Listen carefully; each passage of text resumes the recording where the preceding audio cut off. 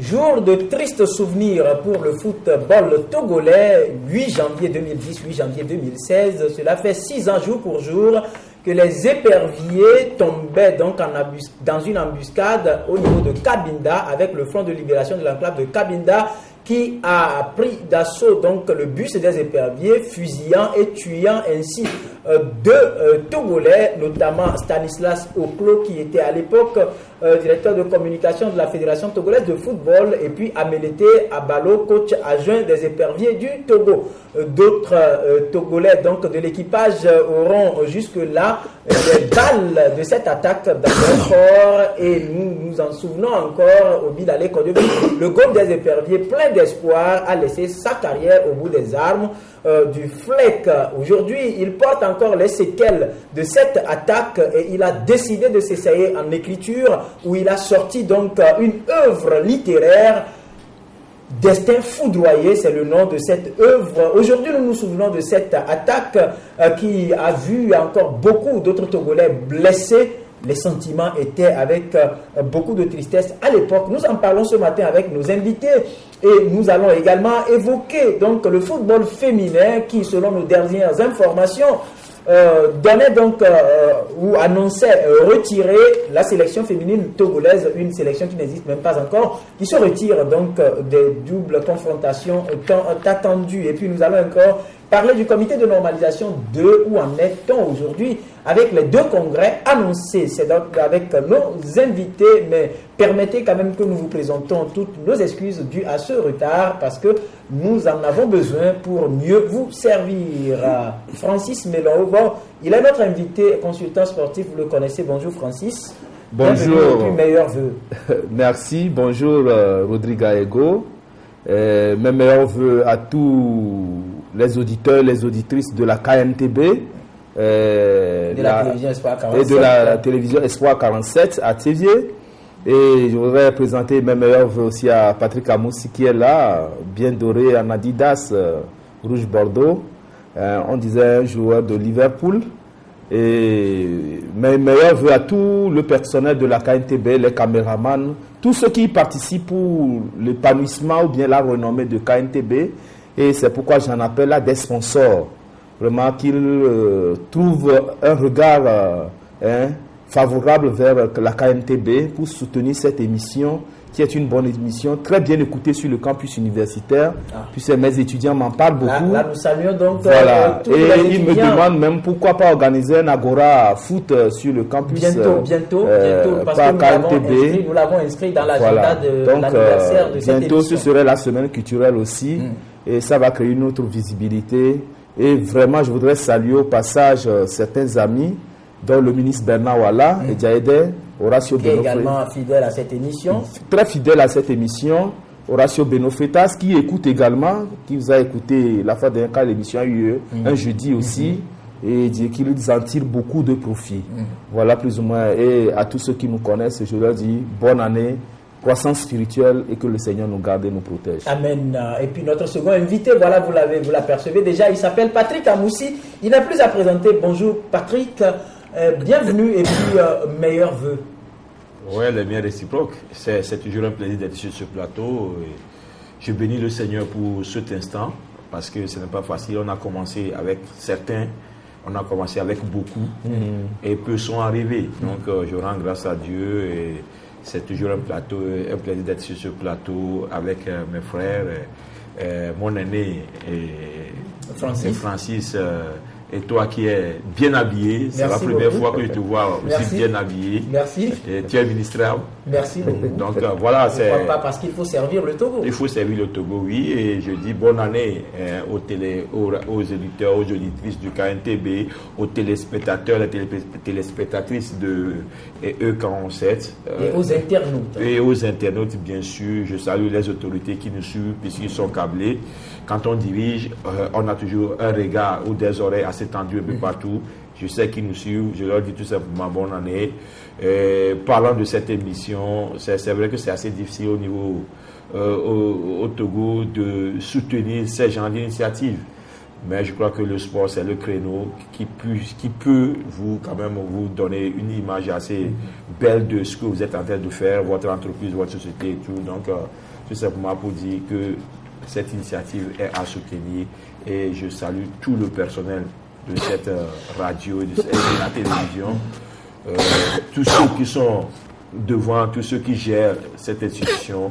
Je leur dis tout simplement bonne année. Bonne année donc à vous toutes et à vous tous. Et si tout va bien, nous serons rejoints autour de ce plateau par Abel Zidodi de la rédaction de Radio Carré Jeune et puis du journal Le Mania Libéré ou encore de Promo Star. Il sera des nôtres si tout va bien, très très bientôt. Mais nous restons avec vous, Patrick Amoussi, 8 janvier 2010. On s'en souvient, c'était dans la douleur que les éperviers, puisque le Togo ou tout le Togo attendait donc d'avoir des infos par rapport à l'arrivée saine et sauve de l'équipe nationale ou de la délégation togolaise en Angola.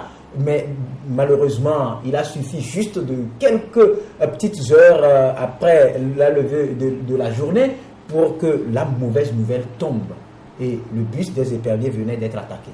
Oui, et je crois que c'est assez douloureux. C'est assez douloureux. C'est une page sombre, une des pages sombres du football togolais. Cet incident, aujourd'hui, ça reste quand même frais dans notre mémoire. C'est vrai que 5 ans, ou pratiquement 6 ans, sont passés, mais je crois que les séquelles demeurent. Il suffit de voir Obilale Kodjovi pour savoir que les séquelles demeurent. Il suffit de voir la famille Amelete, parce que je suis dans mon quartier, une de ses filles quand même a sa coiffure dans mon quartier tout le temps. Et quand elle me voit, on se salue et puis elle me parle de son papa. Donc, tout simplement pour dire que c'est un événement assez malheureux. Il faut quand même se rappeler. Et au Togo, je me disais quelque part qu'on pouvait ériger quelque chose pour pouvoir honorer ces vaillants Togolais quand même qui sont morts ou qui sont marqués à vie. Et parce que ils ne sont pas allés pour défendre leur village, ils ne sont pas allés pour défendre leur ethnie, mais ils sont allés pour défendre le drapeau togolais. Et aujourd'hui aussi, cette problématique, il y a une problématique qui est là, qui mérite même d'être assez de poser. C'est la gestion de cette situation, la gestion de cet incident. Nous allons en parler tout à l'heure. Comment ça s'est fait, qu'on a pris la route, qui sont ceux qui ont décidé et quand le président Ayatou, le président de la CAF, dit qu'il a envoyé une trentaine de billets, les billets sont allés où, les billets ont échoué où, et quand ce qui concerne quand même le numéro 1 à l'époque du FLEC, il avait parlé et tout, il a reconnu Rodriguez Minga. Normalement, on avait appris qu'on devait quand même ouvrir lancer un mandat d'arrêt international contre ce dernier, mais et ce mandat en est où? Donc je crois qu'il y a beaucoup de questions à se poser et nous autres nous attendons à ce qu'on nous situe, qu'on nous clarifie pourquoi cet immobilisme, pourquoi rien ne fit, les dédommagements et tout, parce que quand vous voyez la fille par exemple de Amelete Abalo, elle dit que voilà, on les a oubliés. Donc je crois qu'il y a beaucoup cette problématique là qui mérite d'être posée aujourd'hui. Comment cette crise a été gérée, tout simplement. Voilà. Alors 6 ans après aujourd'hui, M. Francis Melovo, des zones d'ombre planent toujours au-dessus de cette attaque de Cabinda, surtout en termes de gestion. Il y a également une affaire de 9 millions qui serait bloquée quelque part, on n'en sait rien par rapport, c'est lié à Elicha Lanou qui aussi a reçu des balles dans cette attaque. Oui, évidemment. Je crois que d'abord, je voudrais m'incliner devant la dépouille de Oklo, Stan et Amelete Abalo, le coach des éperviers. Le coach adjoint. Coach adjoint des éperviers. Je m'incline devant leur mémoire. C'est triste cet événement qui s'est passé et c'est comme dans les oubliettes. Je voudrais féliciter la Ligue de Kara qui est en train de jouer une coupe en l'honneur de Amelete Abalo et de son frère qui longtemps été le président de la Ligue de Kara. Et je m'incline devant leur mémoire, beaucoup plus sur Amelete et Stan Oklo Et tous ceux qui ont reçu les balles dans le corps, et l'État, Nibombe Wake, vous savez que Dr Wadja et Obilale Kodjovi, qui a traversé des moments difficiles et pénibles de sa vie. Je ne sais pas si nous réfléchissons un peu, mais je me réfère un peu au Premier ministre Wungbo, Gilbert Wungbo, à l'époque, puisque c'était lui qui était le Premier ministre, qui a pris une sage décision de faire revenir les éperviers, de retirer le Togo de la compétition, au moment où la CAF ne nous a jamais présenté des excuses jusqu'au jour d'aujourd'hui. Parce que la CAF dit avoir ses raisons. Oui, et cela, je crois que c'est tristement présentable à la lueur de ceux qui dirigent la CAF. Parce que même si vous avez raison quelque part et qu'il y a eu mort d'homme et qu'il faut présenter des excuses, quand même, forcément. La FIFA a présenté des mots, ses condoléances. Voilà, l'UEFA. Comment est-ce que des structures qui ne sont pas en Afrique peuvent le faire et que la structure panafricaine même soit là et ne pas réagir? Je dis que c'est un sadisme hors pair. Je dis que c'est un sadisme inouï. Et c'est une méchanceté avérée de la part de cette structure de confédération à laquelle le Togo appartient. Et je crois que si moi j'étais membre du gouvernement à l'époque, on devait se désengager depuis, ne plus aller à la CAF jusqu'à ce que la CAF présente des excuses. Je crois que ça aurait été une bonne chose. Aujourd'hui, ces gens-là sont blessés.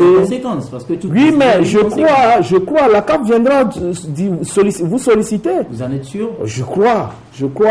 Parce que tout le monde s'est rendu compte et s'est rendu à l'évidence que dans cette situation, même si on a fauté, quelqu'un a eu à commettre des actes, on va revenir là-dessus bien sûr, mais je dis aujourd'hui, ceux qui sont là, est-ce qu'on s'en charge? C'est la grande question. Voilà, on n'a pas été dédommagé. Le patron de cette rébellion même a reconnu les faits. Il a revendiqué l'attaque et jusque-là, on ne réagit pas, nos autorités ne disent rien. Est-ce qu'il ne faut pas, on a parlé même de lancer un mandat d'arrêt international et jusque-là, c'est le silence.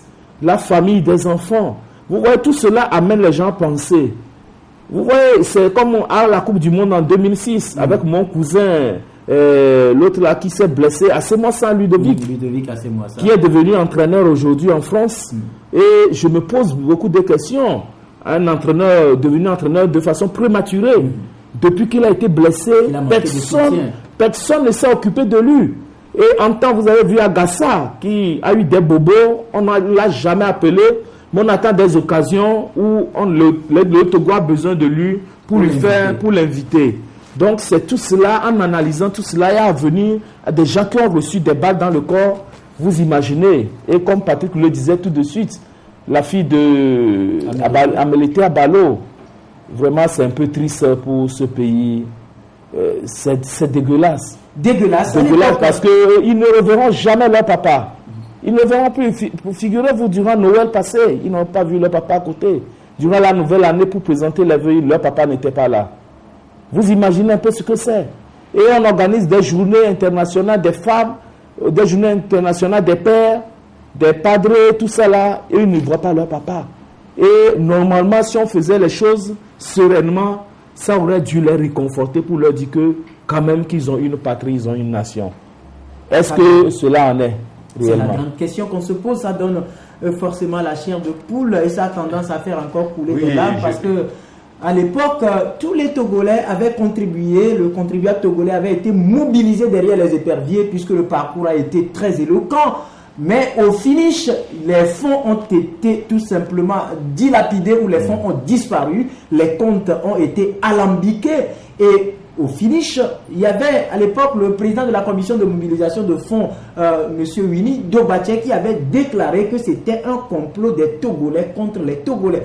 Patrick Amoussi, qu'est-ce qu'on comprend de cette déclaration? Déjà cette déclaration devait inciter, amener le gouvernement à ouvrir une information judiciaire.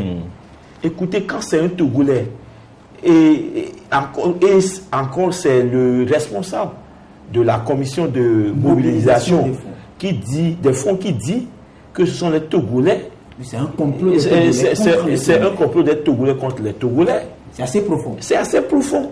On devait diligenter rapidement une enquête, une information judiciaire, une enquête même parlementaire. Les députés même devaient se saisir de ça et demander une enquête parlementaire. Mais voilà, il n'en est rien.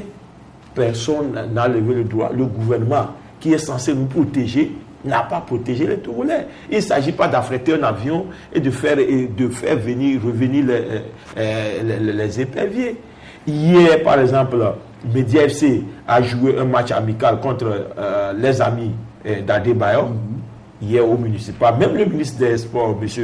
Guy Madié, était là. C'est le lieu aussi de le remercier pour sa disponibilité. La télévision, la RFI, tous étaient là. C'était un événement assez pimpant. Voilà, malheureusement, le résultat s'est quand même soldé par 3-2 pour les amis d'Adebayor. Ils nous ont battus. Ils nous ont battus, mais on ne joue pas quand même. C'était le fair play, tout simplement. Mais après ce match, Adebayor a évoqué cette affaire de Cabinda.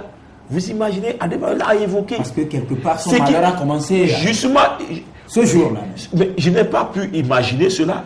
Mais après les interviews, tout ça, on causait dans l'informel. Adebayor a évoqué. Il dit que demain, c'est Cabinda, il se rappelle de cet événement, ses coups de feu, il a raconté un petit peu ce qu'il a subi comme pression, qu'il pouvait en mourir et tout ça. Vous imaginez, c'est que ces souvenirs sont vivaces dans la tête de ceux qui ont suivi, qui ont vécu la chose de près. Et Adebayor dit que cet événement l'a assez marqué. Et ça a eu même le mérite de le déséquilibrer à un moment donné, même dans sa carrière sportive. Donc, voilà. Alors que le gouvernement qui devait pousser les choses, faire les enquêtes, quand il y a tout déclaré dans Figaro, qu'il a envoyé 30 billets d'avion. 30 billets d'avion. Les billets d'avion sont allés où? Ça a échoué dans les poches de qui? Ou dans les mallettes de qui? Et qui a donné l'ordre de faire passer les éperviers par la voie terrestre, malgré tous ces risques-là. Vous voyez, donc il faut aller au bout. Je dis aujourd'hui, le gouvernement, il est condamné à faire la lumière sur cette affaire. Parce que tant que le Togo sera Togo, même si ce sera après nous, d'autres viendront et essaieront de situer les responsabilités, quitte à condamner les gens par contumace ou par comment les gens sont bons, on va dire par comment ça se dit là, c'est ça. Voilà. Donc on va condamner des gens.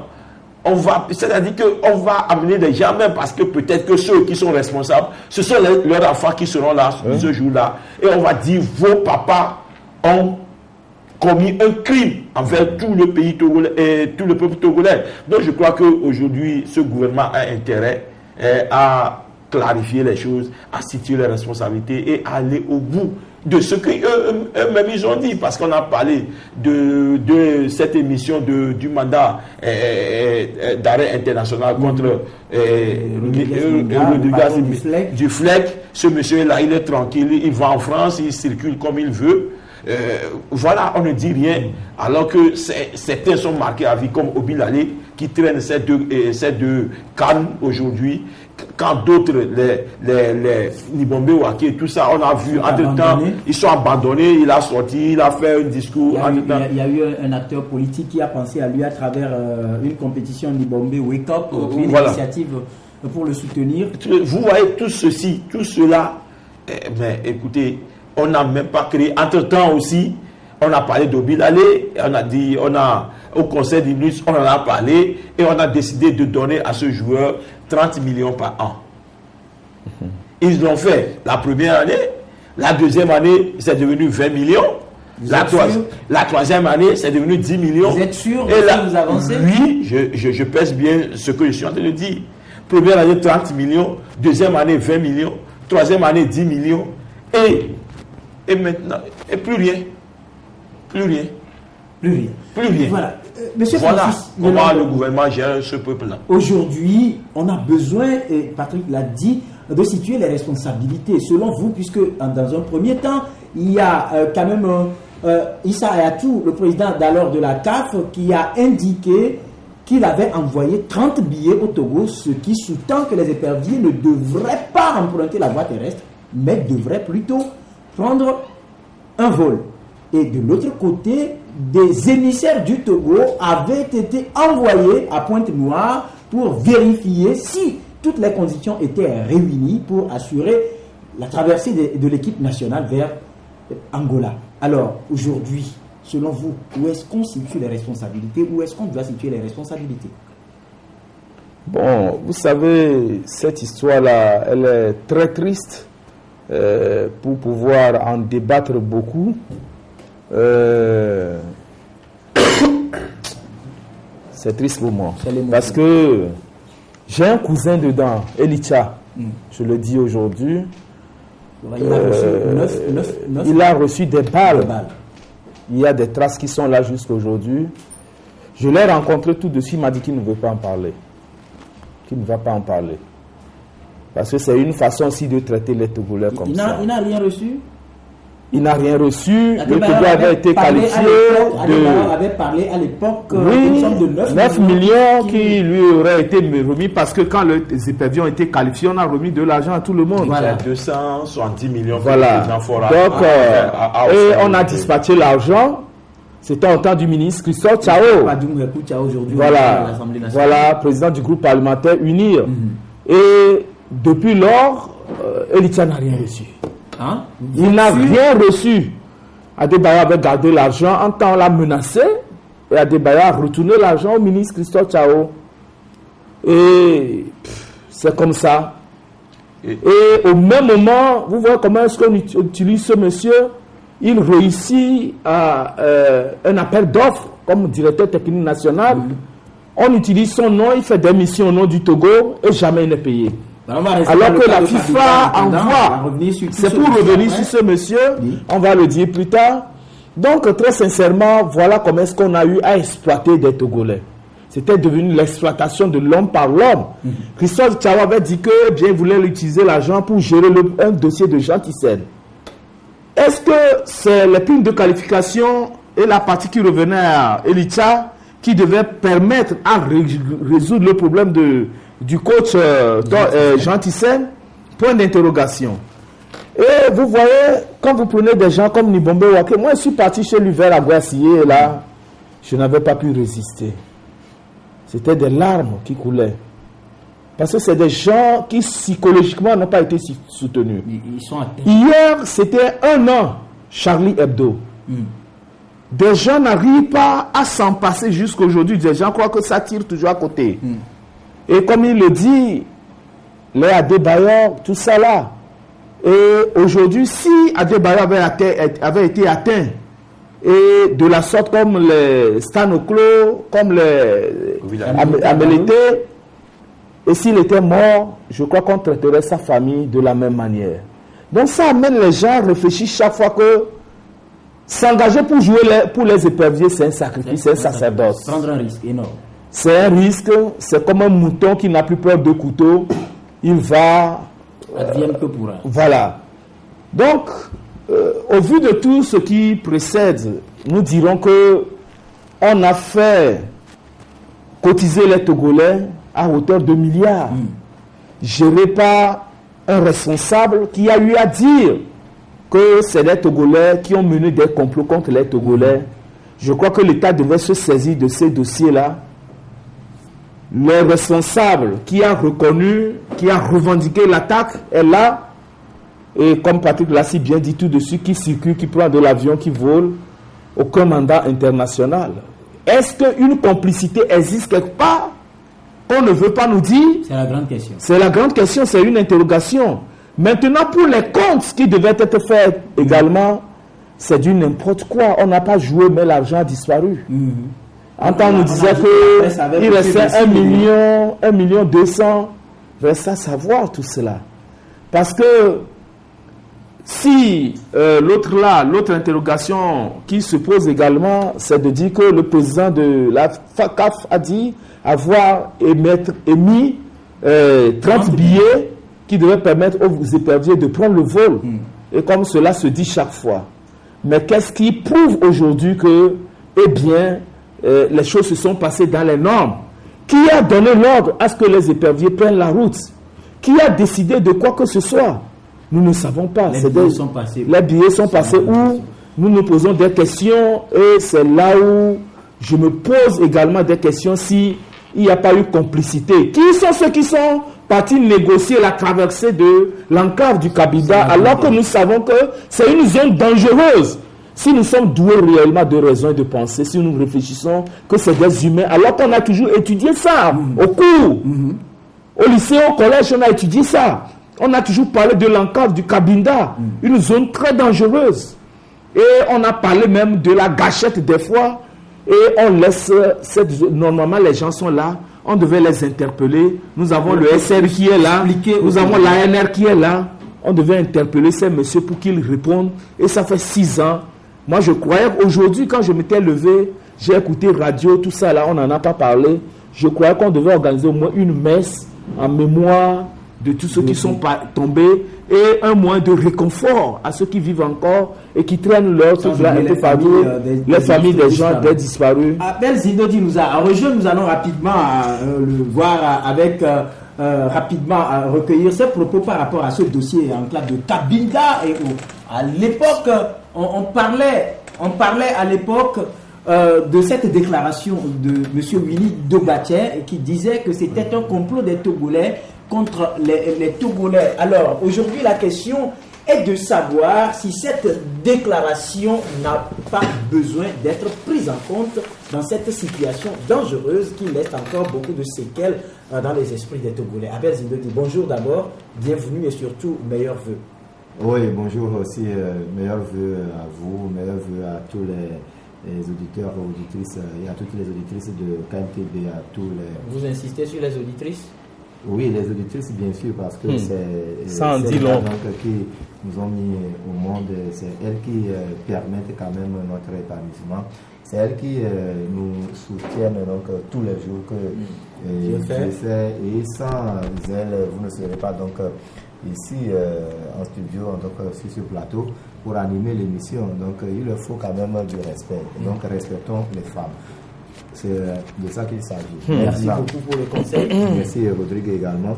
Je voudrais quand même présenter d'abord mes excuses pour ce retard, indépendamment de ma volonté. Peut-être que tu es parti prier en mémoire de ces deux messieurs qui ont fait le choix de servir le Togo, qui sont malheureusement tombés au bout des armes du FLEC et personne ne s'en souvient. Oui, il le faut également. Donc, j'ai fait ma part.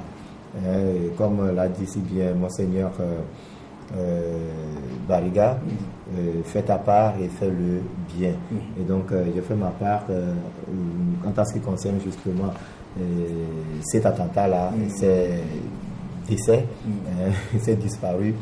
Et je l'ai fait ce matin et donc je continue quand même par le faire et je demanderai quand même à tous les Togolais d'avoir des pensées, une pensée donc pieuse pour ces messieurs tombés donc sous les balles du FLEC. Et donc je présente également mes vœux les meilleurs à tous les Togolais et à toutes les Togolaises bien sûr, et vœux de santé et d'argent surtout. Et d'argent. Santé et argent, et c'est mon souhait. Il n'y a pas le travail dedans? Nous travaillons déjà, c'est le travail que nous faisons ici, donc il va falloir que l'argent accompagne. Vous êtes là, vous travaillez. Est-ce que vous êtes venu ce matin en voiture? Non. En Zémidia peut-être. Oui. Et avec tous les risques possibles. Donc c'est pour cela d'ailleurs, du moment où vous travaillez, il vous faut de l'argent. Pourquoi on ne va plus chercher de midi à 14h pour donner du boulot aux gens? Donc, peut-être ceux qui n'en ont pas, qu'ils en trouvent également, qu'ils gagnent assez d'argent. Mais nous, qui travaillons déjà, nous avons besoin beaucoup d'argent. Très bien. Venons à l'attaque de Cabinda par rapport à cette déclaration de Winnie Dogatien, complot des Togolais contre les Togolais, et aussi on peut l'appeler de cet argument gardé, figé par Issa Hayatou, qui affirme avoir envoyé 30 billets à l'équipe nationale. Oui, vous savez, ça fait 6 ans que nous traitons ce dossier-là. Ça fait 6 ans, nous étions quand même les seuls journaux à l'époque qui traitaient quand même, qui avaient traité cette déclaration de Battey. C'était quand même un courage. Et pourquoi je voudrais quand même saluer ici encore une fois le courage de mon directeur d'alors, Junior Kapo Aivi, alias Winnie Mawa, qui est le directeur de Goliador à l'époque. Donc Goliador à l'époque, on était quand même rédacteur sur ce journal-là, et c'est nous qui avions pris quand même le courage de publier cette déclaration, justement cette partie. C'est un complot des Togolais contre les Togolais, et donc c'est justement donc une information que nous donnions, et c'est justement des alertes portées à l'endroit de l'autorité judiciaire, qui pourrait toutefois ouvrir une information judiciaire, comme Patrick l'a dit tout à l'heure, sur le dossier. Mais depuis 6 ans, rien n'est fait. Rien. On n'a rien fait là-dessus. Par rapport à cette déclaration de M. Winnie Dobaté, relayée par le journal Global, autant pour moi, le Goliador à l'époque, et jusqu'alors, c'est le statu quo. Rien n'est fait. Et ces messieurs sont encore là, ils traînent toujours dans les rues, en tout cas, ils sont toujours tranquilles. Ils font leurs affaires. Il y a également d'autres personnalités qu'on peut toutefois interpeller et interroger. Monsieur Salo Kofi Eloi, et monsieur Henri Desson, directeur des sports. Djagba, directeur des sports, et monsieur Henri Djagba qui est le président du comité Togo Football. Très bien. Donc ces deux messieurs étaient quand même désignés pour la prospection. C'était les éclaireurs d'alors. Est-ce que vous comprenez? Donc ce sont eux qui sont partis à Cabinda, d'abord à l'Angola, Cabinda, Pointe-Noire, pour voir, pour explorer les pistes et décider de la conduite à tenir. Donc, ils sont là. Et quand vous les rencontrez dans les coulisses, ils vous diront beaucoup de choses. Maintenant, pourquoi ne pourront pas quand même les inviter à avoir la vraie version des faits sur un plateau, c'est-à-dire il faut pas sur un plateau, pas forcément sur un cadre bien défini. Donc ils sont là, ils ont des informations, ils ont dit des choses, des révélations. Est-ce que ce sont eux qui avaient dit au comité d'organisation, à la commission d'organisation chapeautée à l'époque par le colonel Roch Barakiem Nyazingbe, ou bien ce sont eux qui auraient demandé à la commission de M. Winnie Dobaté, la commission de la mobilisation des fonds, de prendre la voie terrestre. Et ils sont là parce que du moment où ce sont eux que l'État a envoyé sous le dos du contribuable togolais pour explorer les pistes, ils sont au devant de la scène. Avant de voir le président Roch Barakem Nyazingbe, avant même de toucher M. Winnie Dobaté, il faut d'abord interpeller ces deux messieurs, M. Henri Djagba et M. Winnie Dobaté, pour leur demander qu'est-ce qu'ils ont vu. Ils sont allés véritablement faire le job, le travail pour... Quel a été le rapport? Il faudrait qu'on nous présente ce rapport-là d'abord. Et c'est sur la base de ce rapport que les enquêtes devraient quand même s'opérer. Est-ce que vous pensez qu'aujourd'hui, on peut encore lancer cette enquête, ou bien c'est déjà tard? Bien sûr, il n'est jamais tard pour mieux faire. Ah bon? Oui. Rodrigue, rappelez-vous, il y a eu des morts. Ce ne sont pas que des blessés. Au moins, Obi allé la dernière fois, on l'a vu, il a présenté un document des foudroyés. Vous voyez? Et aujourd'hui, dans nous, il y a quand même un processus, en tout cas, il y a une campagne qui est lancée sur les réseaux sociaux autour de ce document, justement. Et donc, nous saluons donc je dirais les initiateurs de ce projet-là, pour la bonne cause. C'est justement pour la bonne cause. Maintenant, Obi Lalo, lui, il est là. Il y a les Wadja, les Gombe, ils sont là. Même si Elita traînait depuis 2010 là des dettes ou encore des ardoises, tout ça là, dû au non-paiement de son père diem et tout, lui aussi en est pour quelque chose. Il en est pour quelque chose. Qu'est-ce qu'il a déjà répondu? Est-ce qu'on l'a interpellé pour lui demander ce qu'il a vu?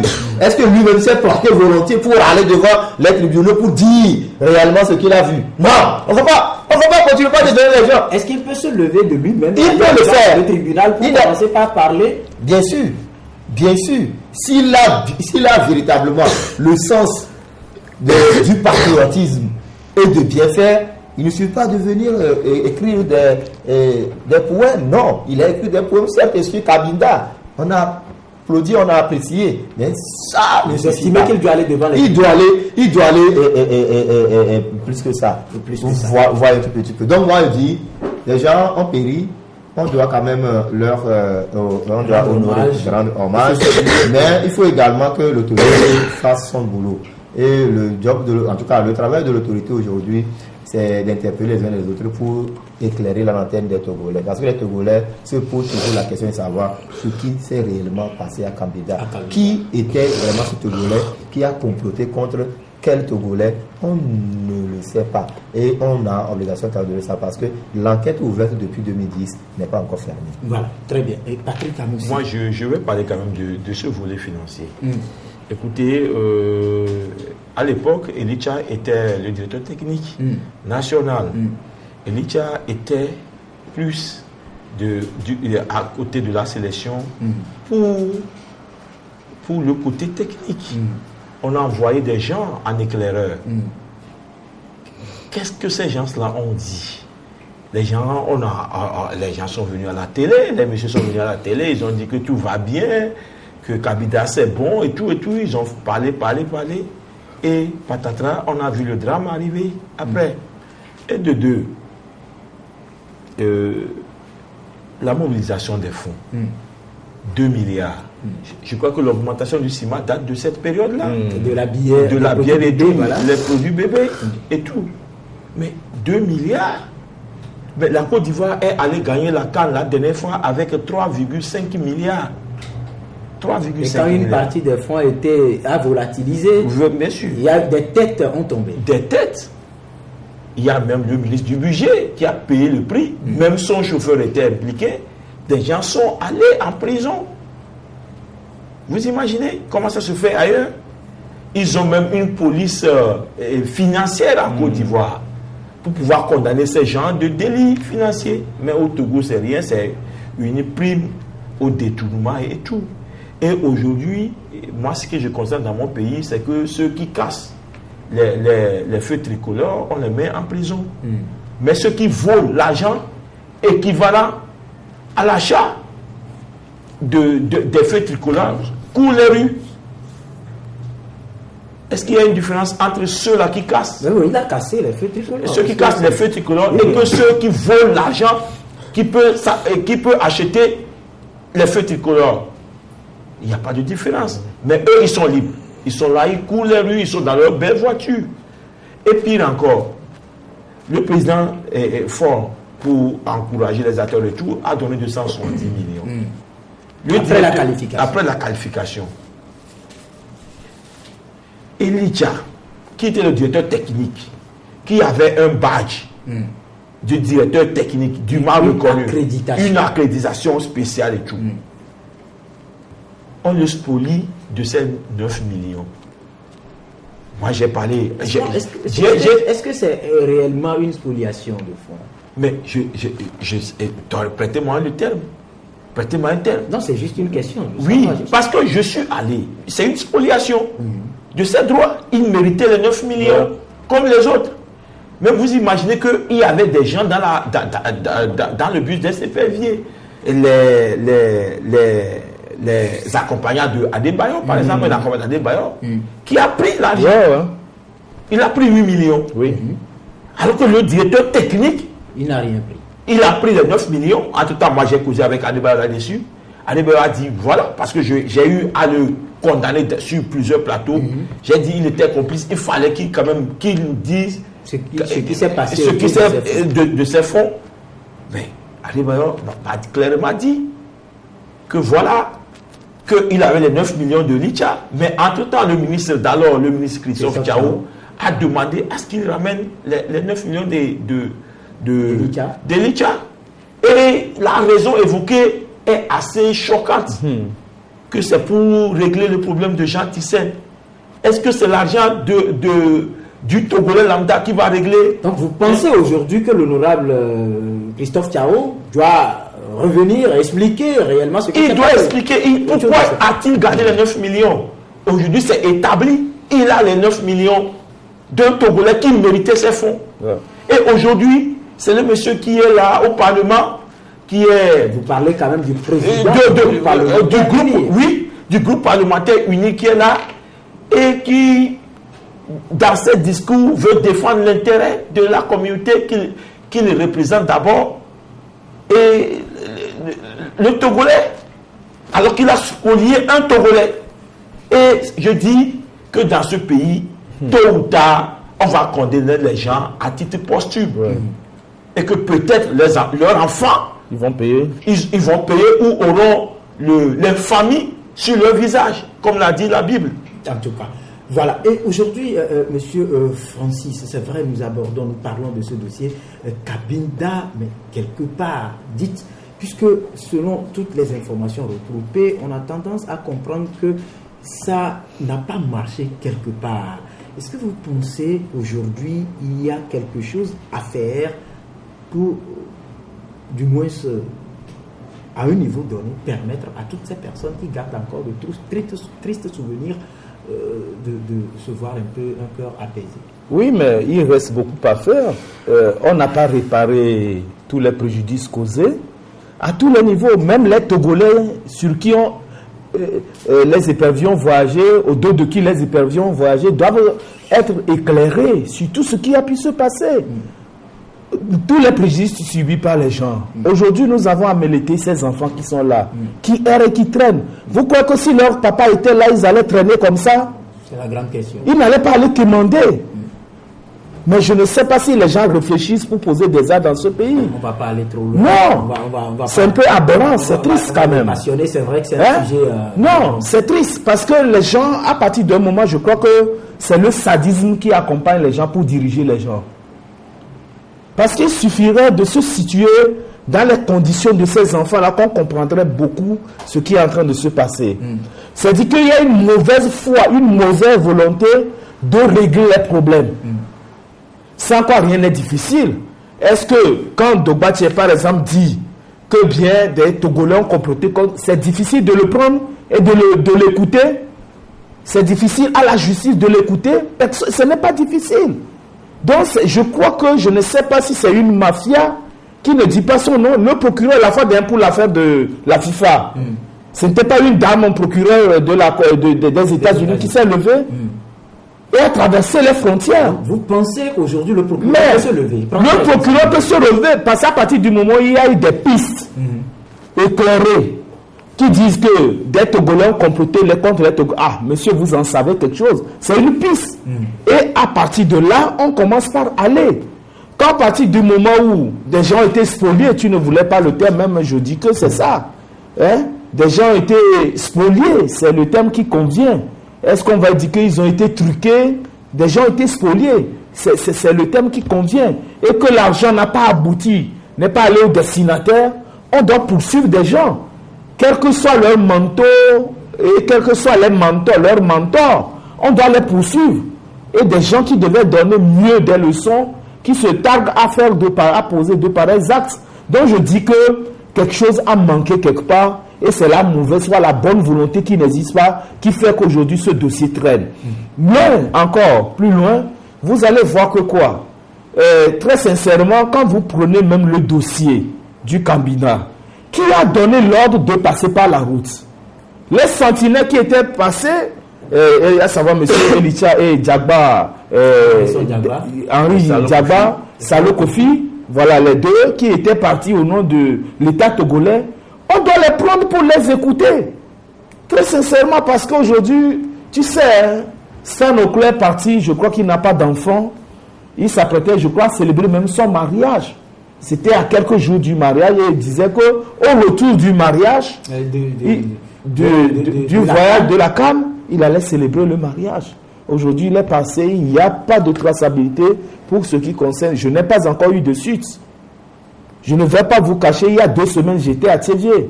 Parce que je voudrais faire certaines investigations à ce sujet auprès de ses parents. Donc, je dis que s'il y avait la bonne volonté, on aurait dû régler ce problème. Mais si le gouvernement, le chef de l'État, n'a qu'à prendre ce dossier-là sur lui-même, puisque ayant été envoyé à part l'État, et je crois que si on avait laissé les bras à l'ancien Premier ministre Mumbo, je crois qu'on aurait dû avancer beaucoup sur ce dossier. Parce que connaissant la personne, il n'allait pas badiner. Parce que vous savez, quand il avait pris même la décision, des gens l'ont condamné après. Plein de journalistes l'ont condamné. Que les éperviers devaient tout faire pour continuer le truc là. Au moment où on parle de mort d'homme, ça en est déjà trop. Même si c'est un seul enfant. Lui, il était là. Moi, je crois, parce que il a pris une décision courageuse, ensemble avec le chef de l'État. Ce que n'aurait pas pris certains. Si par exemple, tu dis, remets 9 millions, remets quelqu'un, tu n'arrives pas à remettre. Est-ce que tu peux prendre une décision de faire retirer les éperviers d'un truc là? C'est la grande interrogation. Et maintenant, je voudrais supplier le chef de l'État qu'on arrive à ériger quelque chose dans ce pays en mémoire, une stèle en mémoire de ce qui s'est passé au Kabila, de même que ce qui s'est passé également à Lungi. À Lungi, c'est vrai. Et jusque-là aussi, sur ce dossier, on en parlera peut-être le 3e. Abel Zindodi, il nous reste encore 3 minutes à passer dans cette émission rapidement. Après, vous avez vu, M. Francis a parlé du Premier ministre Gilbert Fossou-Ngbo. Il est parti et son successeur est arrivé. Et puis, on a vu également, lui aussi, il est lié à une histoire de fond, toujours par rapport à la CAN. Oui. Est-ce que vous pensez que c'est parce qu'on n'a pas pu interpeller les gens en 2010 que lui aussi, il a fait le choix de laisser des ombres sur son passage en 2013 à la CAN? Non, mais ça pose quand même un problème de bonne gouvernance. Vous savez que là, le chef de l'État, je crois que c'est en 2013 ou 2014, il a dit que c'est une minorité qui s'accapare de la ressource du pays. 2014. Du pays. Et en 2014, il a dit, donc on connaît finalement ces minorités. Oui, on connaît ces minorités. Lui, il les connaît, nous également, on les connaît. Et donc, on peut quand même citer quelques-uns qui sont. Ça va être des accusations graves. Pas des accusations graves, mais c'est des réalités. Vous verrez quand même de citer des autorités. Le Premier ministre, l'ex-Premier ministre. Christophe Tchao. Non, Aoubé Zounou. Il n'a jamais été. Aoubé Zounou. Ah, vous parlez de Premier ministre. Oui, il a bien dit qu'aucun rond ne restera dans la poche de quelqu'un. Vers lui. Voilà. Mais jusqu'aujourd'hui, les ronds sont restés toujours. Même les billets sont restés toujours dans les poches des gens. Ça s'appelle quoi? Ça s'appelle détournement, parce que si l'argent destiné à quelque chose n'est pas quand même arrivé à destination, ça s'appelle tout simplement détournement. Et donc c'est lui qui était au centre, c'est lui qui était le président de la commission de supervision. Et donc moi on me dit tout simplement que le chef de l'État doit revenir sur ce message-là et taper fort, taper du poing sur la table, même si ce sont ses parents, ses papas, ses anciens, et tout ça là, ou bien ses doyens. C'est lui aujourd'hui, c'est à lui la responsabilité de diriger ce pays et il doit aller. Dans un dernier mot, parce que là on nous fait signe, on a complètement épuisé les cartouches. Oui, c'est vrai, c'est vrai que le temps nous talonne, on aimerait encore parler de plus, mais vivement que le gouvernement s'élève, que le président, le premier homme d'État s'élève, puisqu'il y a eu ce constat, au-delà de parler de cette minorité-là qui s'accapare des biens du pays, il a parlé de fausses factures. Et si on veut parler de détournement en 2010, de surenchère et tout, il y a eu vraiment surenchère, il y a eu surfacturation, il y a eu surfacturation et tout, parce qu'on ne peut pas avoir un budget de 2 milliards, on n'a pas joué, et on nous dit qu'il reste 1 million et quelques. 2 milliards sans jouer, on a bousillé l'argent. L'argent est passé où? Dans la clave de Kabila, vous savez qu'il y a eu l'attaque et puis les armes, il y avait des cris de balles et tout. Donc peut-être que la valise a été emportée par, j'en sais rien. Quoi, les rebelles du FLEC? J'en sais rien. Peut-être nous tentons de... Voilà, il faut y aller au-delà. Voilà, ce qu'on fera, puisque nous n'avons pas pu vous servir en totalité, j'ose vous proposer une émission spéciale lundi pour parler rien que de la gestion des participations du Togo à des phases finales de Coupe d'Afrique des Nations et si possible de la Coupe du Monde de 2006. Ce sera, si tout va bien, avec la même équipe, et parce que vous, Togolais, vous avez besoin de comprendre beaucoup de choses et nous allons essayer, farfouiller pour vous sortir des choses qui vont peut-être vous permettre de comprendre ce qui se passe autour de la gestion de notre football. Merci donc à tous nos invités, Francis Belovo, Abel Zindodi, Patrick Amoussi. Merci aux techniciens qui nous ont accompagnés. Bien de choses à vous qui nous avez suivis et bonne suite de programme. Si vous pensez que nous avons offensé, comprenez que c'est le patriotisme qui guide, et quand le patriotisme guide, il brise le mensonge pour faire place à la vérité. Au revoir.